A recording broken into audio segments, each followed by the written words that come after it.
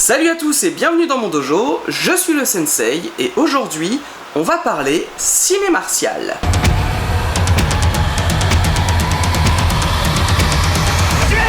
Avant toute chose, vous m'excuserez, vous entendrez peut-être un léger vrombissement pendant la durée de cette vidéo. Vous m'en excuserez, c'est mon ventilateur, on est en plein été, il fait 40 degrés.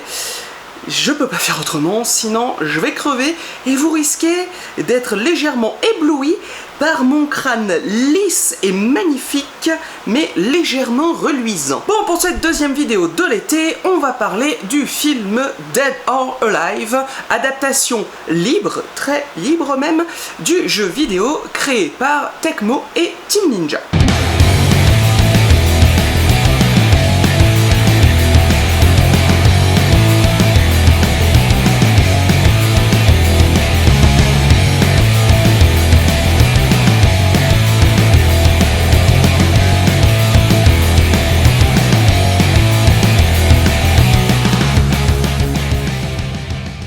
Le film est réalisé par Corey Yuen, il a été tourné en 2004 en Chine et en Thaïlande. Mais ce qui va vraiment nous intéresser en fait dans cette information, c'est que le film, bien qu'ayant été tourné en 2004, il n'est en réalité sorti que 2 ans plus tard. Pourquoi ? La raison officielle, c'est des problèmes de distribution. En vérité, c'est que absolument personne en voulait. Tous les distributeurs absolument ont senti la plantade. Et c'est donc finalement, après 2 ans d'acharnement, non mais si, à ce niveau-là on peut quand même parler d'acharnement, 2 ans pour essayer de distribuer un film, il y en a qui ont arrêté d'essayer bien avant ça, quelques distributeurs acceptent enfin de bien vouloir distribuer le film, mais en Europe seulement. Et oui, bien que le film ait été tourné en partie en Chine et dans des studios qui appartiennent à la Chine, et que son réalisateur soit Corey Yuen, à savoir ni plus ni moins que l'un des meilleurs réalisateurs du cinéma d'action et d'arts martiaux de la Chine, eh ben le film n'est absolument jamais sorti en Chine. Alors en vérité, on n'a pas vraiment de raison officielle, en tout cas je n'en ai pas trouvé, sur le pourquoi le film n'est jamais sorti en Chine. On peut malgré tout assez raisonnablement taper sur différentes raisons pour cette censure. Par exemple le fait que le pays n'ait peut-être pas trop apprécié les quelques séquences de bikini présentes durant le film, ou encore que aucun des personnages principaux, des héros du film, ne soit chinois. Il y a bien effectivement l'acteur Colin Chou, qui est chinois et qui a un rôle dans le film, mais en réalité on ne le voit que quelques minutes, et si il est un personnage gentil, il n'est pas forcément représenté comme le plus grand des héros ou le plus fort de tous les personnages. Et aux États-Unis alors, me direz-vous ? Eh ben, le film devait à la base également sortir en 2006 aux États-Unis. Sauf que quand l'Amérique a vu la plantade du machin en Europe, ils ont décidé de repousser la date de sortie encore d'1 an.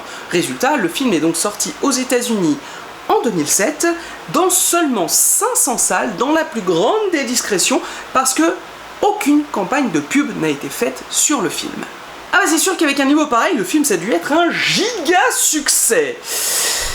Du coup, le résultat c'est quoi ? Alors déjà, avec un budget de 30 millions de dollars, ce qui est déjà vraiment pas grand chose, au box-office mondial, enfin mondialement réduit, le film en a rapporté à peine 8. Pas un giga succès, non, pas vraiment. Et pourtant, en France, au fil des ans, le film a réussi à acquérir une certaine notoriété, ce qui fait qu'aujourd'hui, il a une petite, très petite fanbase, mais existante malgré tout, qui apprécie le film pour différentes raisons. Et oui, vous savez, en France, il y a un public qui est très friand d'un genre de film particulier. Vous savez, ces films qui sont tellement mauvais qu'ils en deviennent drôles. Oui, ce genre de film qu'on appelle des nanars. Et oui, un genre très apprécié en France, effectivement, et c'est bien évidemment dans cette catégorie que Dead or Alive trouve la plupart de ses fans. Et en fait, c'est un petit peu là-dedans qu'on va trouver le cœur du problème du film. C'est-à-dire que ce film ne sait pas à quel public il veut s'adresser. Alors bon, on va essayer de rentrer un petit peu dans le détail, on va essayer de comprendre pourquoi ce film s'est planté et pourquoi surtout ce film ne sait pas à qui il s'adresse. Pour ça déjà, on va commencer par... en fait, c'est quoi le concept? En fait, je veux dire, au-delà de vouloir adapter Dead or Alive au cinéma, c'est quoi le concept du film? Et en fait, justement, le concept, c'est qu'il n'y en a pas vraiment. Voilà. Enfin, je veux dire, d'un certain point de vue, sous certains aspects, on pourrait le trouver relativement fidèle à l'histoire des jeux vidéo, mais en vérité, ce serait à peine effleurer ce qu'est l'histoire réelle de Dead or Alive et ce qui aurait pu être véritablement fait dans une adaptation live action de ces jeux vidéo, même si on va pas se le cacher, l'histoire des jeux c'est quand même déjà un sacré bordel. Mais en fait c'est pas vraiment leur faute à tous ces gens si l'histoire de DOA c'est autant le bordel. Je vous rappelle que quand le film est tourné, on est seulement en 2004 et à ce moment-là, il n'y a que 3 DOA qui sont sortis en jeu vidéo. Et ce n'est qu'à partir de Dead or Alive 4 que la franchise aura un vrai mode histoire, avec une histoire bien plus concrète, bien mieux écrite en tout cas, et exposée réellement aux joueurs. Rappelez-vous, on en avait déjà parlé dans ma vidéo sur l'histoire des jeux de combat. En fait, c'est pas vraiment que les 3 premiers jeux ont pas d'histoire, parce que concrètement, ils en ont une. Mais c'est surtout que si le plot de base reste le même avec tous les persos, en fait, l'évolution de l'histoire et la façon dont elle se termine, elle va changer en fonction d'avec quel perso tu finis le jeu. Et puis, on va pas se mentir, mais à ce moment-là, dans les jeux de baston, l'histoire, si tu vas pas gratter un petit peu en lisant notamment le manuel qui est présent à l'intérieur du jeu et qui présente tous les persos du jeu, t'en sais pas grand chose au final. Et puis, en fait, c'est même pas grave parce que c'est pas vraiment ce qui t'intéresse quand tu joues à ça. Ce qui t'intéresse, c'est pas l'histoire, c'est de te taper dessus entre potes ou tout seul avec tes personnages préférés. Bon, je résume. L'histoire, c'est pas vraiment ce qui domine dans DOA. C'est un jeu de baston très apprécié, qui a une vraie bonne communauté, mais c'est pas un jeu de baston qui a non plus l'aura d'un Street Fighter ou d'un Tekken. Et on veut en faire un film dessus. Ça va pas être simple cette affaire. Et en fait, c'est un petit peu ce que s'est dit le producteur principal du film. Et c'est même pas moi qui le dis, c'est lui qui le dit en interview, c'est dans le making of du film. Il aime vraiment la franchise Dead or Alive et il voulait absolument en faire un film live. Sauf que, il savait ni comment faire, ni quoi raconter. Alors il s'est creusé un petit peu la tête et il s'est dit, je vais faire un film qui est à la croisée entre Charlie's Angel et Opération Dragon. Ouais, ok. Et du coup, il a pas perdu le nord, il s'est demandé qu'est-ce qui faisait le sel de DOA, qu'est-ce qui faisait que DOA se différencie des autres franchises célèbres du jeu de baston. Sauf que...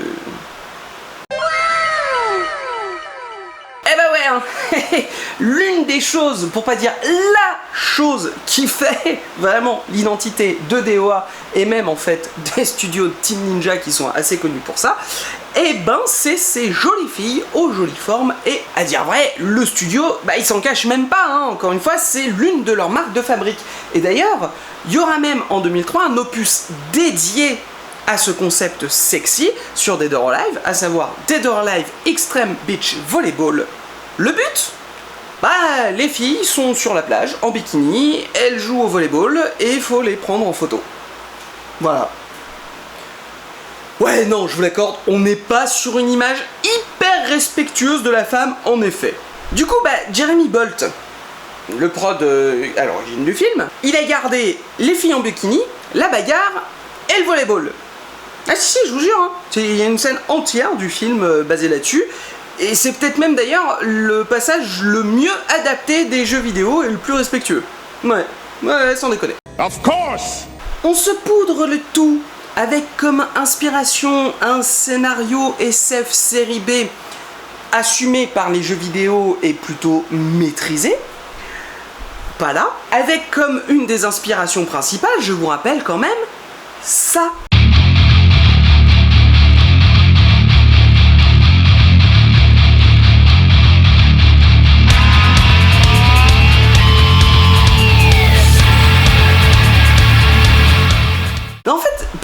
principe, comment voulez-vous que le truc parte pas en couille à un moment donné? Bon, d'accord, là il se trouve que le moment donné en question, bah c'est le tout début de projet de création du film. Ok, mais bon. Et alors du coup, de quoi ça parle? Et est-ce que c'est bien? Alors le film raconte l'histoire de Tina Armstrong, une catcheuse professionnelle, de Kazumi, une princesse ninja en fuite, et de Christy, une voleuse et tueuse professionnelle. Elles sont toutes les trois invitées à un tournoi d'arts martiaux, engagées par un riche philanthrope excentrique qui se fait un kiff de voir des gens se foutre sur la gueule. Sauf qu'en fait, le petit coquin, il a un projet secret. C'est celui de télécharger toutes les techniques de combat des participants au tournoi pour les télécharger dans une paire de lunettes high-tech, ok, pourquoi pas, afin de les vendre aux plus grands et riches criminels de toute la planète pour que ceux-ci puissent créer leur propre armée de super guerriers. Of course! Et bah figurez-vous qu'en fait, on n'est pas si loin de ça, de ce qu'est vraiment l'histoire de DOA dans les jeux à la base. Le film laisse de côté tout l'aspect un peu plus fantastique présent dans les jeux vidéo à la base, hein, très présent même dans les jeux vidéo, à base de démons japonais et autres, et il pioche ça et là des notions de l'intrigue des 3 premiers jeux vidéo sortis donc en 2004, et les adapte, certes très librement, mais sans non plus complètement trahir le truc. Bah on va pas se mentir, hein, c'est quand même loin d'être dingue. Et heureusement que c'est Corey Yuen qui est à la réalisation du film et à la chorégraphie des combats. Parce qu'en vérité, la réal du film, justement, bah elle est pas si dégueulasse que ça. Et même si c'est loin d'être le meilleur travail de Corey Yuen, bah il a su insuffler au film un vrai dynamisme, une belle pointe d'humour et surtout un second degré vraiment bienvenu. Les combats sont plutôt sympas, même si c'est pas les meilleurs de la carrière de Corey Yuen, on est bien d'accord, et ils sont un peu trop câblés à mon goût, en tout cas pour certains personnages. Et aussi, on a 2 des actrices principales du film qui rendent vraiment grâce aux chorégraphies de combat et qui sont dans les meilleures chorégraphies du film d'ailleurs, puisque ces 2 actrices, Jem Presley et Holly Valance, sont toutes 2 de vraies pratiquantes d'arts martiaux à la base, et ça se voit dans leurs combats, c'est très agréable à voir. Jem Presley, qui joue Tina Armstrong, donc la catcheuse, pratique la danse, la gymnastique et le kickboxing depuis longtemps, ce qui l'a beaucoup aidé pour les combats, et Holly Valance, qui joue elle le rôle de Christy, pratique le Muay Thai depuis l'âge de 9 ans, ce qui l'a évidemment beaucoup aidé également. Et puis bah il y a aussi le fait que toutes les actrices et acteurs ont reçu une formation de 3 mois au Kung Fu et au combat Kamlé avant le début du tournage du film. Et les combats sont régulièrement ponctués par l'apparition de Ken Kosugi, qui joue le rôle de Hayabusa dans le film, véritable expert en arts martiaux et fils du célèbre acteur Sho Kosugi. Et le résultat, ça fait des combats plutôt satisfaisants à regarder, assez agréables à l'œil, fluides, encore une fois, bien chorégraphiés. Après, toujours, ne me faites pas dire ce que j'ai pas dit. C'est pas un grand film non plus. Mais bon, franchement, ça fait le taf. Mais alors du coup, on aime ou on n'aime pas? Bah franchement, moi j'aime bien ce film, je le trouve vraiment feel good, j'adore ses vibes, les actrices s'éclatent dans le rôle, surtout Jamie Presley, et franchement ça se voit et ça fait du bien, c'est super cool, et je passe un vrai bon moment, un vrai kiff, je me marre bien à chaque visionnage. Ce que je trouve dommage au final, c'est que le film passe son temps à osciller entre une tonalité comique et une tonalité sérieuse sans vraiment jamais assumer pleinement l'un ou l'autre. Et encore une fois, c'est sincèrement dommage parce que je pense qu'en acceptant pleinement son côté comédie d'action totalement what the fuck, le film aurait vraiment gagné en qualité et que cette version aurait pu vraiment fonctionner, être ultra drôle mais pour les bonnes raisons cette fois. Et en vrai, pas dans l'autre sens aussi ça marche. C'est-à-dire que si le film avait vraiment voulu s'orienter du côté sérieux de la Force, bah ça aurait pu donner quelque chose de vraiment sympa. On aurait eu un scénario un petit peu innovant pour l'époque, un petit peu plus original, en repompant quand même quelques concepts préexistants, mais en les remettant aussi au goût du jour, et ça aurait pu donner un vrai bon divertissement d'action sans prise de tête. Alors oui, j'aime ce film pour ce qu'il est, en me moquant gentiment de ses ratés, mais en appréciant aussi sincèrement ses réussites, parce qu'il y en a quand même dans le film. Mais j'aime aussi ce film pour ce qu'il aurait pu être, une comédie d'action what the fuck, burlesque et franchement rafraîchissante et sans prise de tête. En tout cas moi, c'est tout ce que je pouvais vous dire sur ce film dans cette vidéo.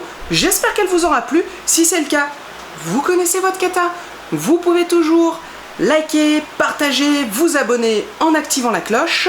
Et vous pouvez même me laisser un petit commentaire. Ça fera plaisir à l'algorithme.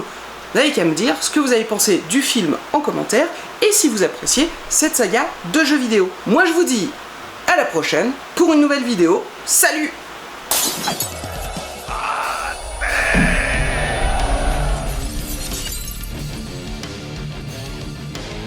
Be formless, shapeless, like water.